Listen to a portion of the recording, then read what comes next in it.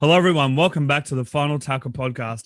And we have a man who honestly, single-handedly managed to coach the Cronulla Sharks to their first grand final win in their history as a club in 2016. His name is Shane Flanagan. Thank you very much for joining us here today. This episode is brought to you by our proud sponsor, Gold Coast Trading Cards. They are an authorized TLA trading card dealer, and they are the NRL collector's choice. From box breaks to individual cards. They sell thousands of them from the 1960s up until recent 2020s and into the future 2021s coming out next year. Be sure to get all of your NRL trading card needs at Gold Coast Trading Cards. How's your mate? Thank you. No worries. So, let's get started. First of all, how's your day been today and what have you been up to? Yeah, not much today, actually.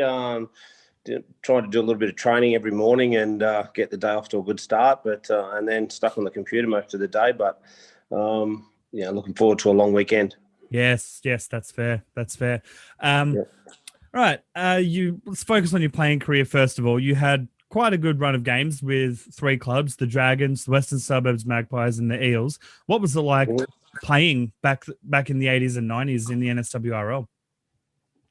Well, when I look back at it now, it was like, and I watched some of the games, I was just probably amazed at how not unskilled we were, but how skillful the players are these days. The game was completely different.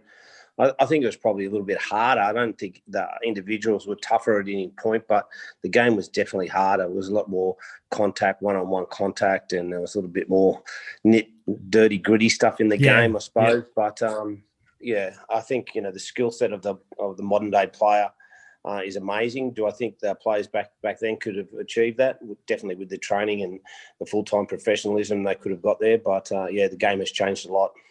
Oh, for sure.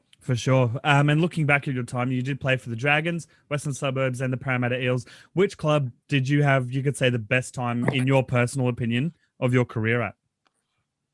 I enjoyed all the clubs. They're all different.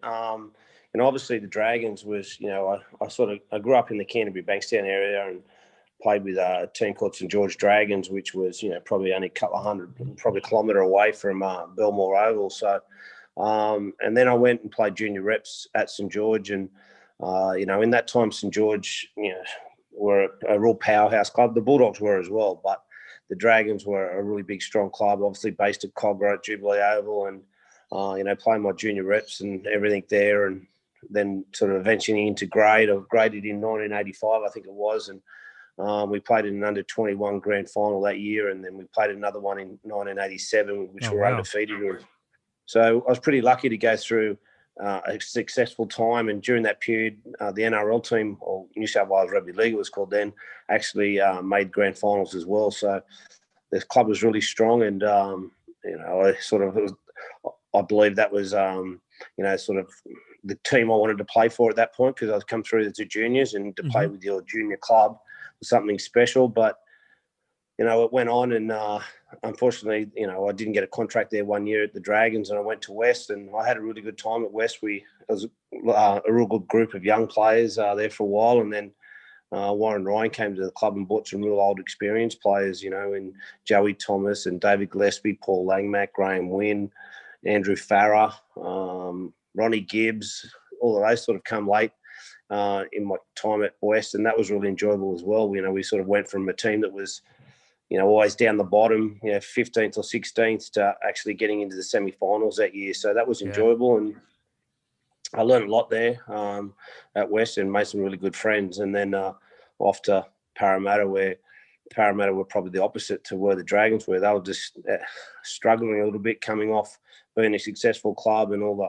probably Brett Kenny and Peter Sterling, the only sort of known players there that were left from that golden era. So I played a couple of games with Peter Sterling, and then played one whole year with Brett Kenny. So that was enjoyable, and had a great time at Parramatta. We weren't that successful, but we competed really hard, and it was a really strong club and a great club, and had good facilities and so on. Then I went straight into coaching after that at Parramatta in the lower grade. So I think I was there for 10 years coaching and playing. So had a good time. No, that's fair. And that's really awesome. Thank you for sharing those sort of stories. During your time, brain farting hard. So I got to do a quick click. And actually, after your playing career, obviously, and I think maybe even during, you had a son, and his name's Kyle, and now you're sort of seeing the next generation in your son playing in the NRL. What was it like, as a father, having played that, been there, done that sort of thing, and seeing your son Kyle go through the grades, and now what he's done so far?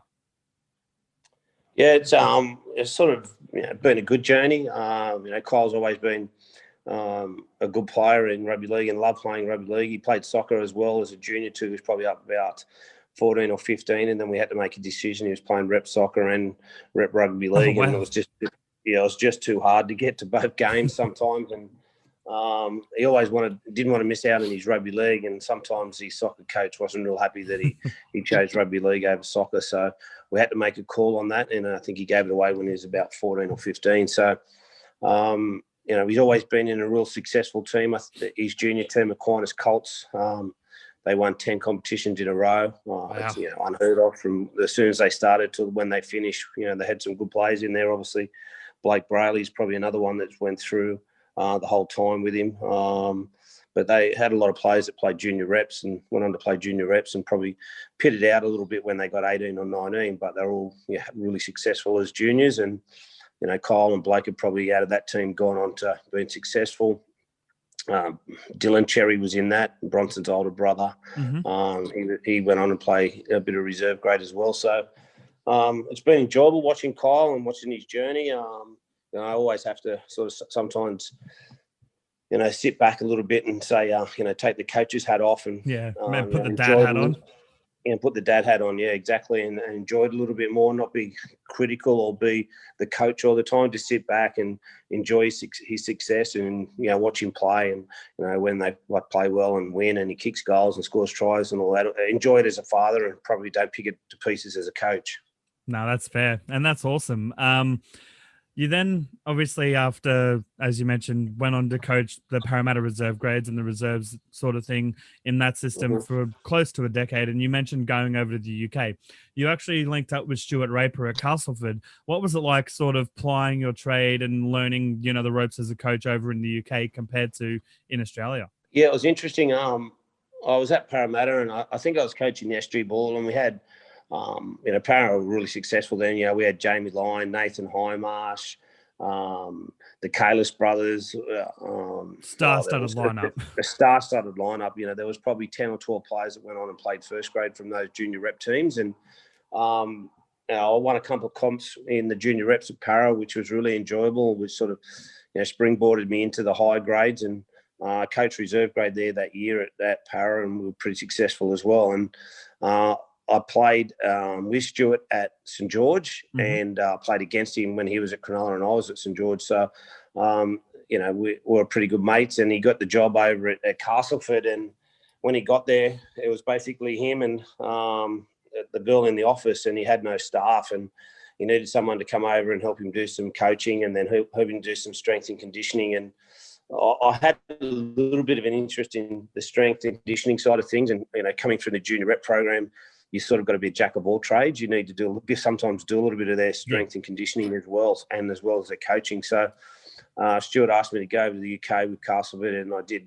predominantly assistant coach, but I did their strength and conditioning program as well. And I really enjoyed it. It was, the facilities weren't great, but, the come game day and the passion that they have for rugby league, and we were in West Yorkshire, so it was really enjoyable time. And we got to travel a little bit on weekends or after games and so on around down to London and across to Paris and things like that. So it was a very enjoyable time, and something that I still got some really good friends over there. And I look back and I think it obviously helped me in my coaching career, because it was definitely a challenge. Didn't have everything laid out in front of you, and you had to go off site to do your strength training, and sometimes the facilities weren't that great and you had to share them with other people, but we got on and we just got out the job done. So it was, as I said, it was pretty enjoyable. No, that's awesome.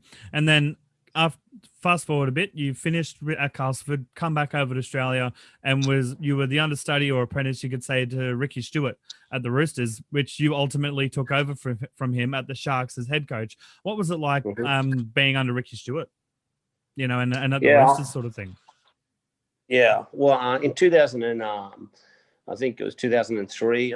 Ricky was at the Roosters. They won in 2002, I think it was, and they won the comp. And they had a pretty successful team, and had the star-studded lineup in first grade. And Phil Gould asked me to come across and coach their 20s. They believed they had a good crop of 20s coming through, and then help Ricky as an assistant coach as well. And they had John Cartwright as an assistant coach and Ivan Cleary coaching their reserve grade. So obviously all gone on to coach NRL, but it was a really interesting time that year that we had, the Jamie Sowards was in 20s, and we went through in the under 20s competition undefeated, which is unheard of. It's never happened before, and we were really successful. We nearly lost the grand final to Cronulla actually, but Jamie kicked a field goal in 2004, and we had all three grades in that grand final, the Roosters, and it just shows what strength they had through the club. Good coaches, good administration, and a really successful football club. So I really enjoyed my time in the professionalism of the Roosters and the connections and contacts there. It is a different club, and that's the way they like it, I think. So and they want to have success. So I really enjoyed my time, and then unfortunately Ricky's probably time was up at the Roosters, and he left there and went to the Sharks, and I followed him there for the Sharks for I think he was there for 3 or 4 years, and reasonably successful. Got to a couple of grand final qualifiers. We just couldn't, just probably didn't have the team to. We definitely didn't have the team to win it, but we probably just didn't have that team to win a big semi-final or win a grand final qualifier. But I thought Ricky did a really good job, and I learned a lot off him in relation to how he prepares his players, his competitiveness is every day he goes out that office door. He's so competitive in everything he does. So if you're going to coach against him, you've got to just understand that he's going to have his players that competitive and that obsessed to win. You need to do the same. So that was a good period for me and a good learning period. And as I said, he's a good coach and a good mentor. No, for sure. And he definitely shows his passion, not just obviously is coaching box antics, but in general, if he didn't have that passion for the game and for the teams that he coaches, it wouldn't really, show, which I think is great. Obviously you took over from Ricky at the Sharks, had moderate success at the start, and then unfortunately crashing down 2014, got the spoon, but you brought them back and they won the first Sharks grand final in 2016. Talk us through that moment, that final time, because that was a nail biter to watch from home. It was down to the last minute. Just talk to me about that entire week leading up and everything, including it. Yeah, well, just like going back a little bit, like when I started at the Sharks when Ricky left it, well, the club was in a bit of a situation financially where the football team wasn't their focus. They just wanted to survive, and they couldn't afford to facilities. And whilst they owned their own ground, it wasn't really the big gold carrot. It actually cost them money to have that ground, and they didn't have the money, and they weren't too worried about where they come in the competition. They just wanted to survive for a couple of years, and unfortunately that was like 2011, 2012, and then in 2014 we all know what happened. That obviously a couple of the Asada stuff, and I didn't coach for 2014, and the club went through a terrible whole 12 months of player allegations that they took supplements and all this sort of stuff, and they went through an absolute shit show. Yeah, it was terrible. Terrible for the players, terrible for the club, terrible for their families, everything. So, I and a lot of other people were suspended. I got 9 months, and I didn't coach that year, and the club got the wooden spoon. When I fully understood why. It was just too much drama going on with all the players, whether they were going to be suspended, and they had some interim coaches. Anyway, I was always coming back. My contract was always there, and I was coming back in 2015, and it probably gave me a good opportunity to just sit back and, think about the style of football I wanted to play or coach, and the team I wanted to have on the football field. And, there was a few important signings in 2015 and that we got that, probably turned it around. We had a good football team, but the two probably that stand out for me, although there's probably a couple that came in 15. We already had some really good players in our club. We'd already previously signed Luke Lewis, Chris Heinington, Andrew Fafita, and those type of players to come into our club. But then in 2015, we signed Michael Innes and Jack Bird. At that point, Jack Bird hadn't even played first grade, but he turned into a wonderful player and he played a fantastic game in the grand final. And Michael Innes was probably, and with James Maloney in 15 came, and they were the two players, the senior players that changed the club. Obviously James is, he's a funny character and he's, he sure is. He's Mr. Have a Chat. Yeah, he's, and you got to accept that that's the type of person he is, and it can get to you sometimes as a coach because he's always joking around and it doesn't seem to take things serious, but he definitely does take things serious when it comes to playing the game. And when they came to the weekend and it was just a down and out performer. He could have an awful week of training and just come out and play a blinder on the weekend. And I had to learn how to handle that and understand that, that sort of person he is. And Michael Innes was completely the opposite. He was the ultimate professional and he dragged so many players along with him to be in that professional category, and how hard he competed. And he's, and throw that on with players like Luke Lewis and Gal, how much they wanted to win. It just sort of all came together. And players that had been there for long periods of time, like Ricky Latelli and, probably Chad Townsend to a certain degree. They'd all sort of been, chipping away at their careers. But as I said, when Michael and James came, they were the sort of the cream on the top and we were able to. You went from that good team to a great team sort of thing. Yeah, we needed to still work really hard. I've seen, good names. So you have a look at some of the teams at the moment. I looked at the Broncos last year. I thought they had a fantastic team on paper, but it doesn't make it actually, that work and you're going to win. So we had to work really hard and we had to find out what sort of football team we were, and we worked that out pretty early. We lost our first 4 games of the season in 2016, which wasn't a great start, but then we won 15 in a row. Yeah, which is only one that's done better is the Penrith Panthers. This year. Yeah. So it was just a matter of us sort of finding out what sort of football team that we wanted to be and we could be. It was no use trying to, be someone else, but play another type of football that another club does. We had to find out what suited us, and we found that out pretty quickly, and it developed over the season. And even though we lost a couple of games at the end of the year, I put that down to a lot of those players knew that we were going to be top 4, and we knew we were going to have a crack at a really big game come to, we're definitely in the second round of the semi-finals. So, I think some of them took their foot off the pedal a little bit in the last couple of weeks of the competition, and we lost 3 out of our last 5, but we're that far ahead, it didn't really matter. And then we played a big game, the last game of the season against Melbourne in Melbourne. It was for the minor premiership. And it's always tough playing Melbourne down there at Amy Park. I can imagine. Especially for the Sharks. We'd always had a really strong, competition against them, and it was always a tough game. And they put a score on us. I can't remember exactly what I think. They won by 20 anyway, and we limped into the semi-finals and probably had a little bit of doubt about if we played the Storm again, how we were going to beat them. But it was probably, as I said, that all those players just wanted to get through that game. They weren't worried about winning. They just wanted to play in the semi-finals. I just had that feeling. And, we got into the semi-finals and we had a hiccup the first week where we got to train and then Gal had slipped a disc in his back in the gym. So he didn't play against Canberra. We were missing our captain. And then Wade was our other captain, him and Michael Innes, and Wade got knocked out in the first tackle of the game. So there's 2 of my best players out of the game in that first semi-final. We're down 12-0 against Canberra in Canberra. And, somehow we found a way. I think Matty Pryor had a blinder that week and set up a try and scored a try, and that happened to us all year. If it wasn't,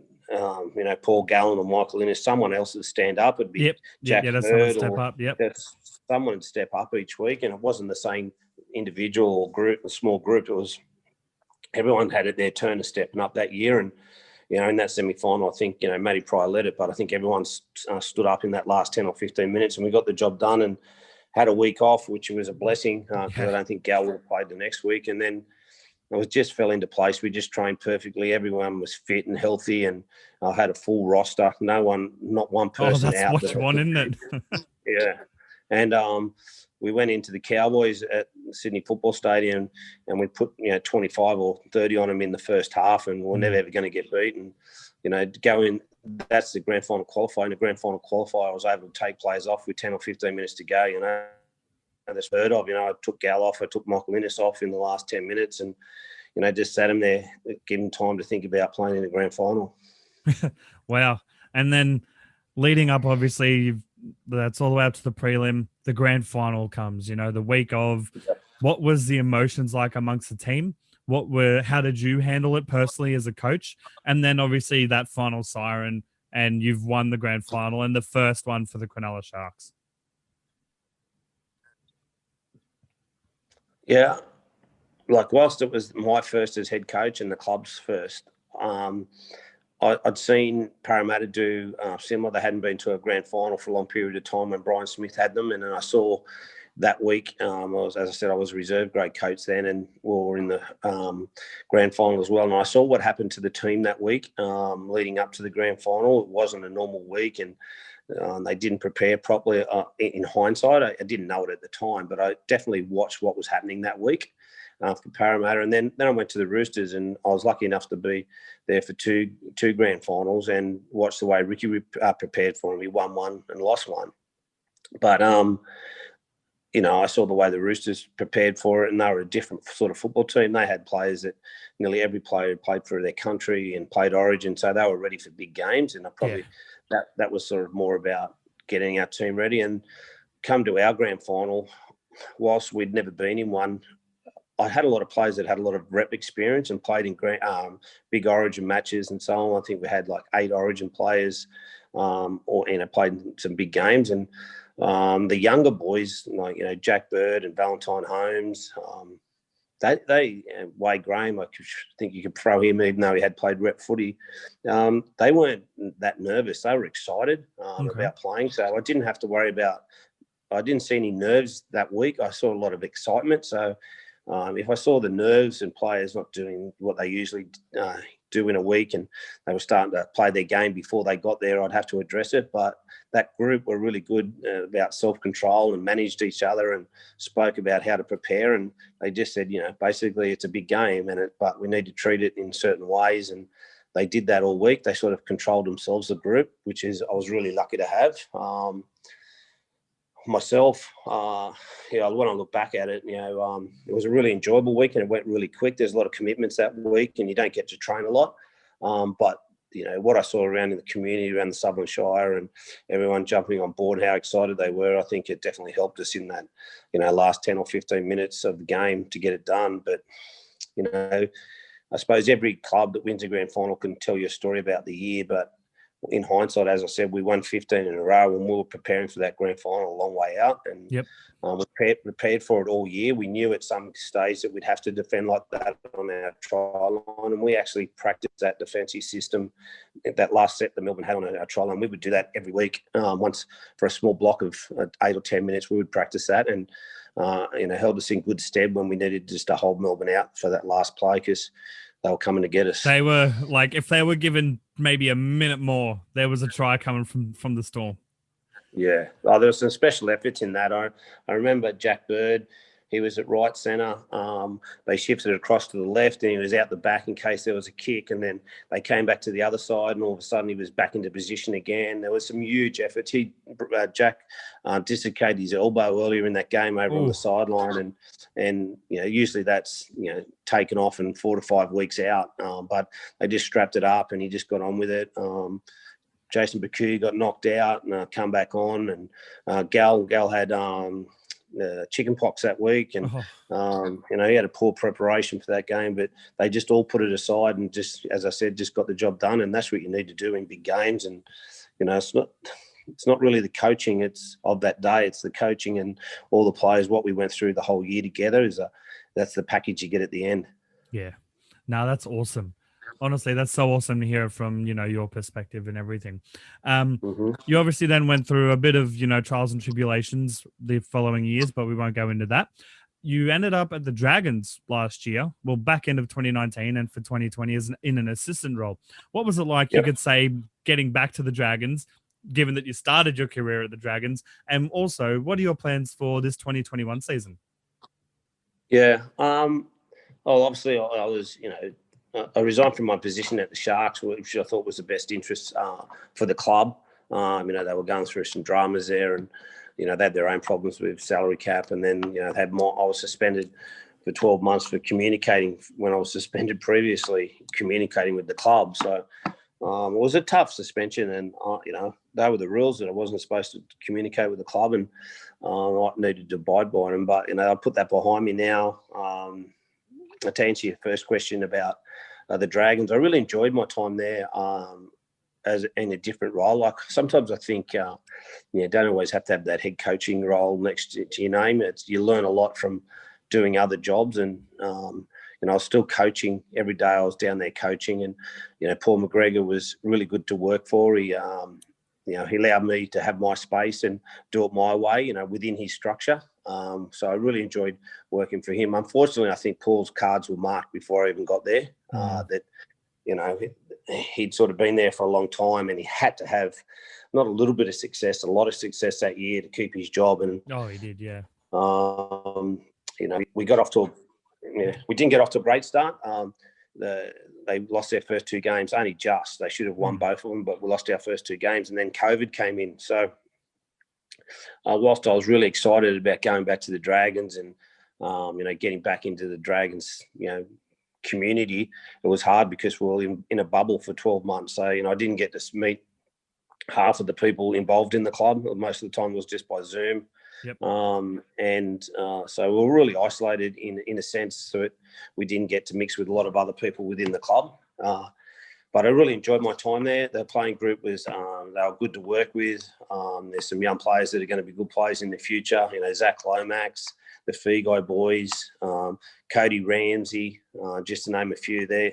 I think Cody's going to be, a really he's going to be a superstar based off what he showed us at the back end of the season. Yeah, he just knows that he's got a big motor. He can run forever and a day. He's got good skill set and got good awareness and competes really hard. So there's some really good qualities there. And but they've got some good young kids. They just unfortunately a lot of their senior players were either injured or out of form, and we just couldn't get them all either on the paddock or in form at the same time. Someone would come back and we'd lose someone else. So it was a really tough time for Paul McGregor. And then Dean Young took over as interim coach, who did a really good job. I think Dean's going to be a good NRL coach down the track.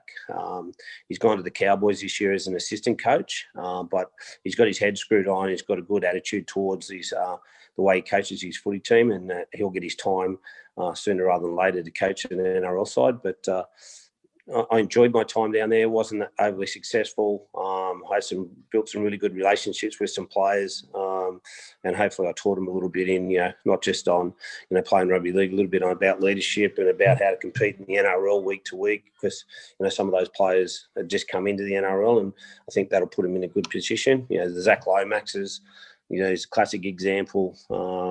Even Cam McGuinness, I think he learned a lot last year from a leadership perspective. A really good player. Both of them went into the Origin camp and didn't far off Origin level. Mm-hmm. To answer your question, in one thing, I had a really good time at the Dragons. Even unfortunately wasn't as successful as we like to be. And to answer your question next year, what's going to happen for me this year, I'm not quite sure, to be honest. I've had a few, sort of opportunities here and there, but, I'm not, as I said, as we stand at the moment, I'm not quite sure where I'll end up. But, I'm keen to get back into coaching, whether it's my own team, an assistant coach's role, whatever it may be. That's a journey I've just got to go down now. And as I said, I'm really excited. I had a fair break over the last couple of months, and excited to get back into it and looking forward to the season to start. When I got Kyle, so that's sort of, I'll just jump on the back of his career for a little bit and watch that and enjoy that. But in the end, I want to get back to coach. I want to win another competition. I think I know how, the qualities that you need to have within a footy team, and the players that you need to have in your footy team to win a competition. It's not easy to get that all to happen, but I want to have another crack at it. Oh, for sure. Well, I mean, I definitely back you as a premiership winning coach, as in for another premiership at some point. What team did you follow as a kid growing up, watching rugby league? I was probably split between two. I was as I said, I grew up sort of in the Canterbury Bankstown area on the border of St George. So it was Canterbury and St George growing up. And as I said, when I sort of started playing my junior at St George, so I went over to there, and that was my dream to play first grade for that club, and I did that pretty early, but then realised that it is professional sport, and sometimes you just can't stay where you need to be, and you need to move on and to continue your career. And then, probably the same thing's happened for Kyle. He's grown up in, he's nothing more than Cronulla. He's played all his junior football. He's lived here all his life. I coached there. He probably would have thought he was going to be there forever and a day as well, but it hasn't ended up like that. But, I'm sure, it's for a reason, and he'll have a good career and he'll have a good year this year. I was going to say, speaking of Kyle, do you know how he's settling in at the Bulldogs for 2021 so far? Is he going well? Is he enjoying it? Yeah, he is. They're training pretty hard, which every side will tell you. Every club will tell you they're training pretty hard. But he's working pretty hard. He's got a good relationship with Trent, which Trent always wanted, which he had to clearly that obviously we're doing the attack over at Panthers, that his main person that he needs to make sure that everything in communication when he's not on. And I think this pre-season, Kyle's learning and understanding what Trent wants in certain different situations, and they're building up a good relationship. The Bulldogs are planning to get a really good side together in the next couple of years. Yeah, I just hope they don't, this year, that they still concentrate on this year. This year's important. Whilst there's a few more, Adakar and Burton are coming next year. We've got to still focus. All the Bulldogs are still, and Kyle's definitely got to focus on what's ahead of him this year, because we don't, next year anything could happen. You just need to make sure that you focus on what's right in front of you now, rather than look too far down the track. No, for sure. And that sounds very promising, because as I was actually about to mention, which you did for me, the Bulldogs are definitely putting together a good team that are definitely seem on paper to be a grand final threat in at least the next 3 to 4 years.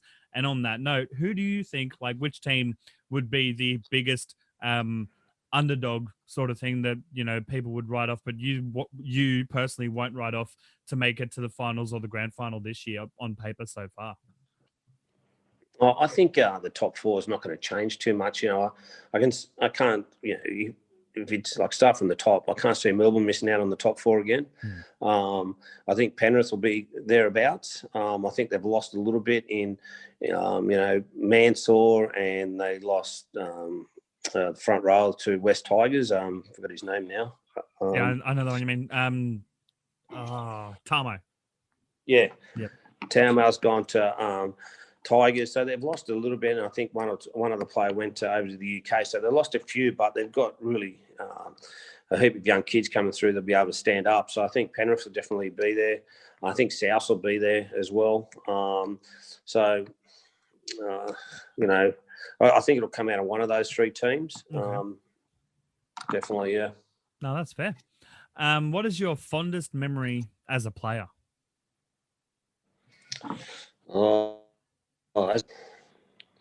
I didn't play any grand finals or anything like that at NRL level. We played in a couple of when I was in lower grades and stuff like that. But we played when I was at Parramatta. We played the touring Great Britain side on a Wednesday night. Back then, they used to come out and play a warm-up match before they played the Test match against Australia. Parramatta played them at Parramatta Stadium versus Great Britain. That was a big night. I enjoyed that night. It was something that doesn't happen too often, that you get to play a touring side. And probably my debut game was fantastic. We played Parramatta at Parramatta Stadium.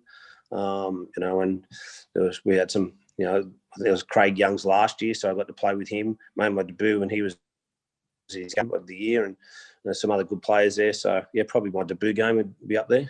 Yeah, no, honestly, that's awesome. And just some fun ones to finish it off. First of all, if you could have a superpower, what would it be and why? If I had a superpower, I'd wipe off 2014 out of the history book. Yep. That's fair. And I'd start 2016 again. Really? Yes, same result, but I want to start it again. Okay, yeah, that I was like, But no, that's fair. Because I'm like, surely you wouldn't want 2016 to be any different. But no, that's 100% fair. No, I don't want to change it. I just want to relive it. Yeah, 100%. What would be, or what is your current beer or alcoholic drink of choice? I'm a Bolter XBA. Oh, I love Bolter. That's Yes. a good drop. Yep. How do you like your steak cooked?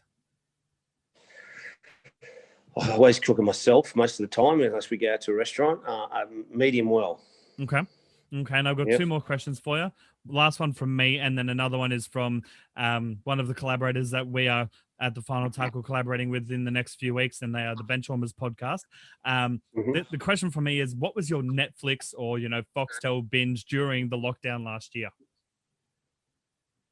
Vikings, I think it was, and it wasn't my choice really. It was Kyle, so I got stuck with Kyle. So some of the stuff that he watched was just rubbish, so I just walked out. But I didn't mind the Vikings. Yeah, fair. And the Benchwarmers ask if you could bring any figurehead from history, whether it's music, movies, war, whoever, who's dead, back to life, who would it be and why?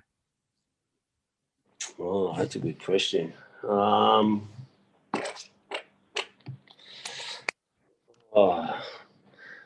I'm not quite sure. I'm sure if I thought about it, probably you'd bring one of the Beatles back, or I don't know. So who's going to help? I'm stuck on that one. You'll have to pass me on that one. It's been a pleasure to have you on the podcast. And again, thank you so much for joining us.